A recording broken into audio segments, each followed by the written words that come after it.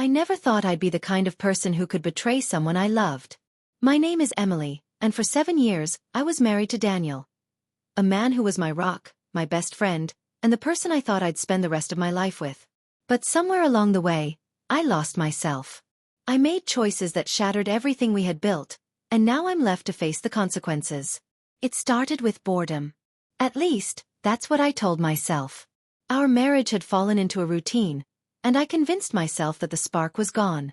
I missed the excitement of feeling desired, the thrill of something new. So, one night I downloaded Tinder. I told myself it was harmless, just a way to pass the time and boost my ego. But deep down, I knew it was wrong. At first it was just flirting. I matched with a few people, exchanged messages, and enjoyed the attention.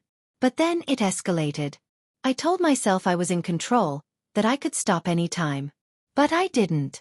I started meeting people in person, telling myself it was just casual, that it didn't mean anything. I lied to Daniel, telling him I was working late or meeting friends. The guilt gnawed at me, but I pushed it aside, convincing myself that I deserved this. 4 months, I lived a double life.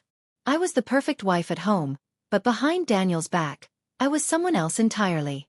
I told myself I wasn't hurting anyone, that Daniel would never find out. But I was wrong.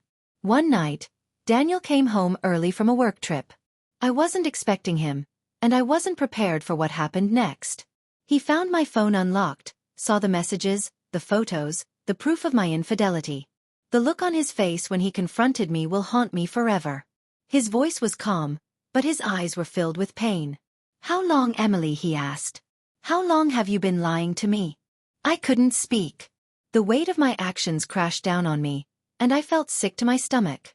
I tried to explain, to apologize, but the words felt hollow. How could I justify what I'd done? How could I explain away the lies, the betrayal, the physical relationships I'd had with other men? Daniel didn't yell. He didn't cry.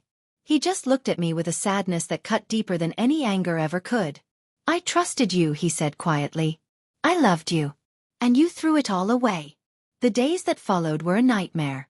Daniel moved out, and the house felt empty without him. I tried to reach out, to beg for forgiveness, but he wouldn't answer my calls. I felt like I was drowning in guilt and regret. I had destroyed the best thing in my life, and there was no one to blame but myself. I thought about all the moments we'd shared, the laughter, the love, the promises we'd made to each other. I thought about the pain I'd caused him, the trust I'd broken, the life we'd built that I'd destroyed. I felt like I didn't deserve to be forgiven, and maybe I didn't. A few weeks later, Daniel filed for divorce. He said he couldn't be with someone who didn't respect him or our marriage. I didn't fight it. How could I? I had done this. I had made the choices that led us here. Now, as I sit alone in the house we once shared, I can't help but wonder if I'll ever forgive myself. I made a mistake. A series of mistakes that cost me everything. Daniel deserved better, and I can only hope that one day he finds the happiness I failed to give him. As for me, I'll carry this regret with me for the rest of my life. It's a heavy burden, but it's one I deserve to bear.